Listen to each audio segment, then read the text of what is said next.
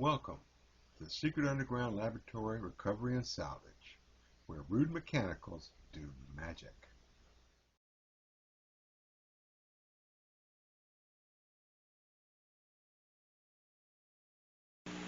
Hello, I'm Bronze Age, Director of the Secret Underground Laboratory Recovery and Salvage. Today, we have to solve a problem that pops up fairly often when doing this kind of work. Now, the work we're doing is taking this light fixture and putting light sockets on it, wiring it, so it can be used in someone's home today. This is probably 1880s, 1870s, and I say that because of some of the hardware is from around that period of time. But it's a style that was popular late 1700s, early 1800s. And this particular piece was never intended to have electric lights. It was made for candles when it was new, and it had candles probably all the way up to around 1900. And that's when somebody decided to put electric lights on it. Now, that brought up a problem. The candle cups have small holes where they were drilled to let the wires get up to the candle socket, but these holes are very small. There's various reasons for that.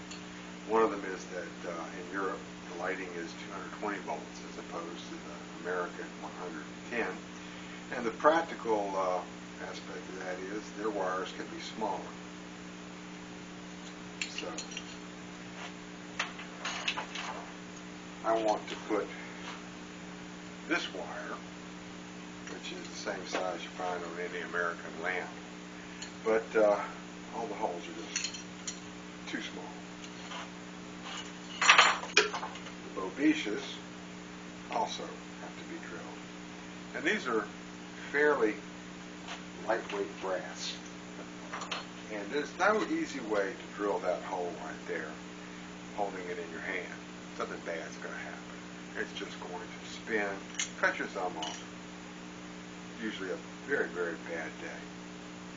So what I'm going to have to do is build some kind of fixture or jig that will hold these things in place so I can drill each hole exactly in the right part without hurting myself, or even worse, damaging one of these pieces, because they don't sell them at Home Depot. I'm at the Packard Precision Drill Press, and because I've got to do 12 of these, it's worth my time to set up a jig that will make the job easier, more precise. First thing I have to do is make sure I've got an angle where my drill bit will go through and make a nice clean cut exactly where I want it to be.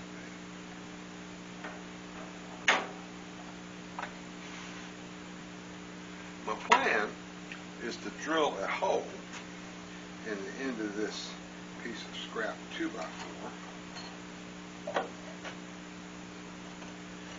that will hold the candle cup, clamp it in place, then make a fixture that holds this at the right angle for the drill press. And I have to be fairly certain about what I want to do with this before I start drilling holes and cutting things, because of the price of today's lumber has made this 18-inch long piece of 2x4 cost $1.30.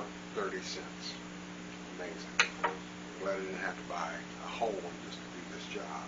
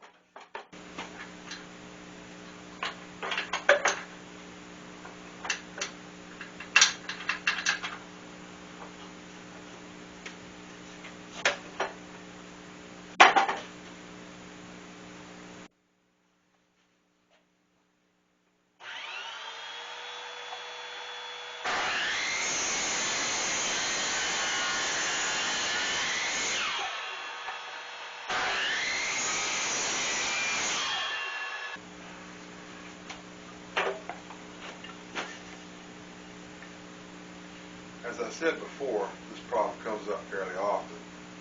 So I already have the jig, little angle piece here, that is pretty close to what I measured. So I'm going to use it.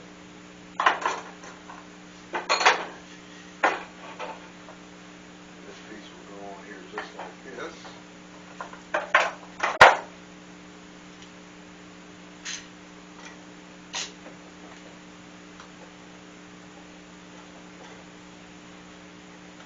And now we'll hold that pretty tight while we drill.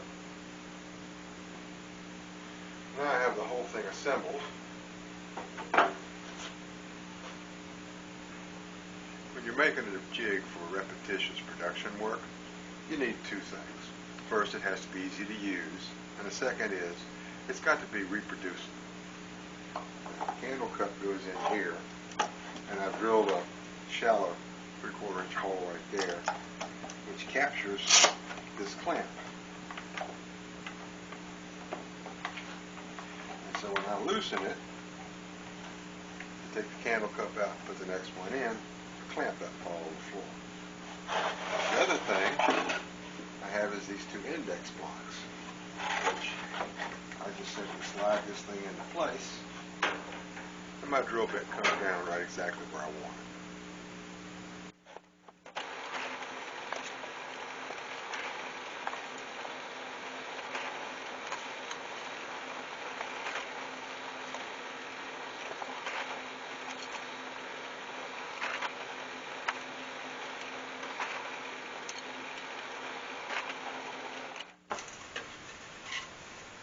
I'm serious about the cost of wood these days. I want to start pulling this kind of stuff out of dumpsters just for these kinds of jobs.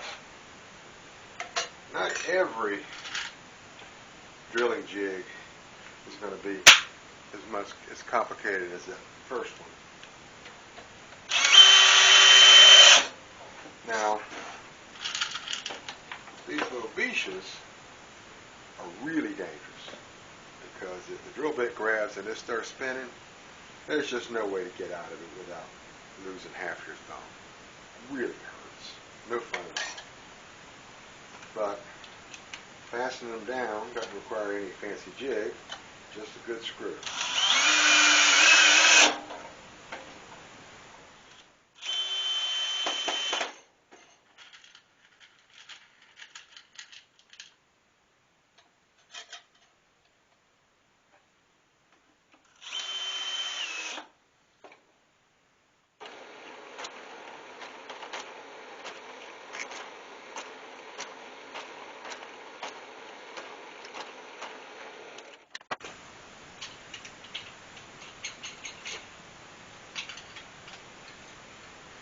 There's a good bit more work to be done on this piece.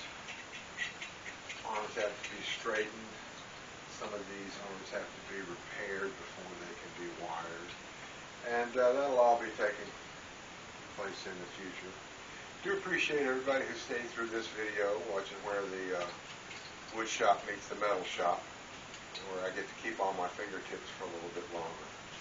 So, please don't forget to like, subscribe, comment, ask questions, whichever. I always answer all the comments and the questions. And again, thank you for watching. See you in the next video.